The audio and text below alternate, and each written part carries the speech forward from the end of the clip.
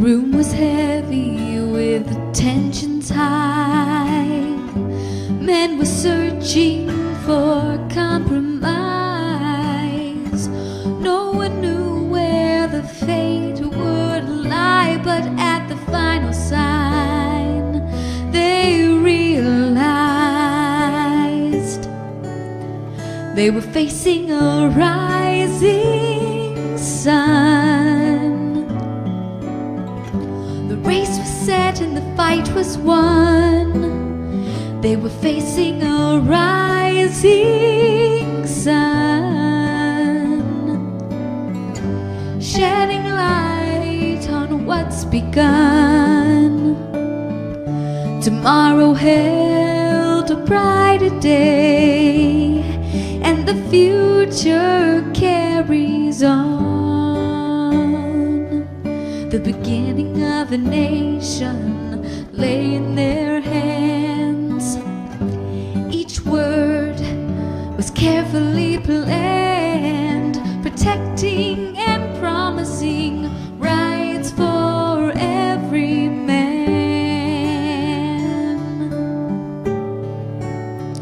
They were facing a rising sun. The race was set, the fight was won. They were facing a rising sun, shedding light on what's begun.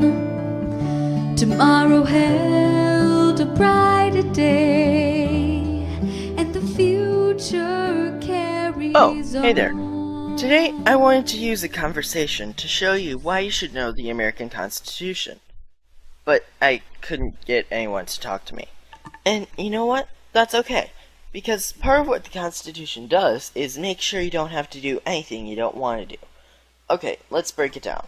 The main thing the Constitution does is split up the government into three parts: executive, legislative, and judicial.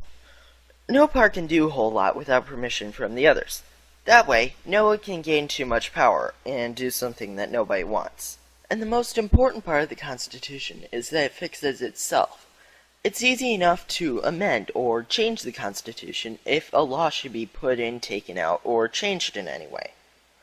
Why should you know all this? Well, because of the Constitution, we have a say in how our country is run. We get to actually choose our own leaders, and that's what makes this a free country in the first place.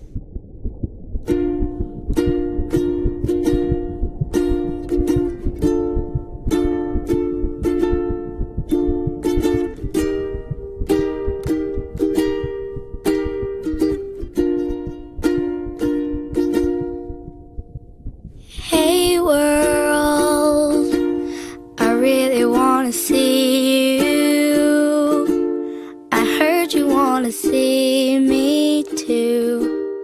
I hope it's true.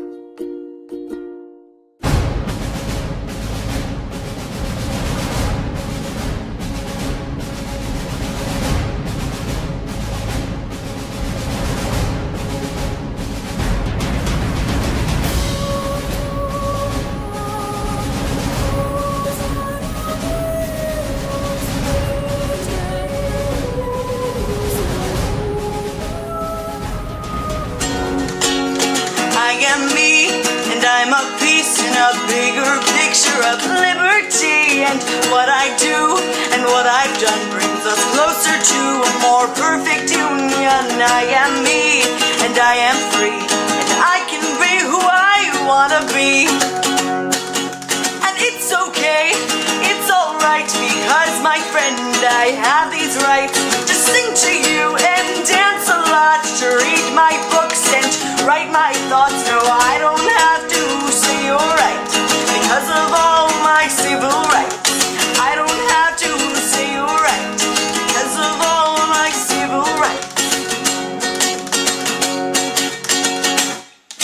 I am we, and we are us, and in my God I can give trust, but if I'm us, and you are we.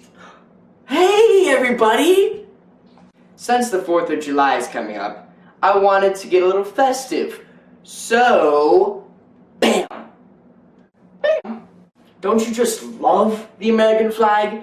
Don't you just wish you could wear it around you and show it off to the rest of the world? Speaking of the American flag and the 4th of July, on a related note, I've got some comments from you guys out there watching about patriotism, Constitution, our government, and so on. One question from username American stood out to me. With all the talk in the media about the Constitution, I was wondering, is the U.S. Constitution still relevant today? Is the U.S. Constitution still relevant today? Great question, American.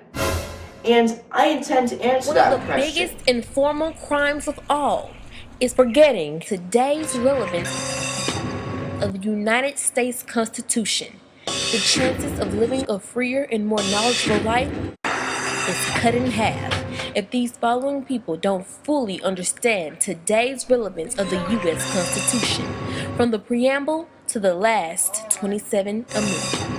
The Constitution, to me, has always been a bold promise of hope, an essential guarantee to personal life, liberty, and property. And it is for this reason that the Founding Fathers will always remain relevant, because we still believe in what John F. Kennedy affirmed, that the rights of man come not from the generosity of the state, but from the hand of God. And in the words of Ronald Reagan, our revolution was unique. The most basic guidelines for American citizens. It is complete with 27 amendments, and among these amendments are the Bill of Rights. These first 10 amendments specifically grant the freedom of religion, speech, and so on. The aspects of the Constitution are just as relevant in the lives of Christians as they were back in the 1700s for the Puritans. The Constitution affects the daily life of my best friend Nicola. This is her story.